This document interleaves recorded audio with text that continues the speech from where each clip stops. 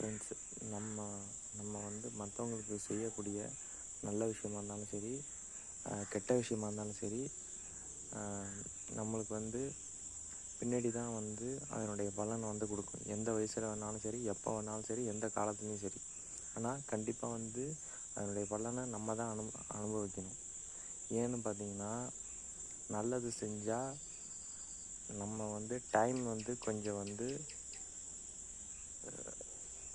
நல்லது வந்து கொஞ்சம் பொறுமையாக தான் வேலை செய்யும். கெட்ட விஷயம் பார்த்திங்கன்னா உடனே வேலை செய்யும். சரிங்களா?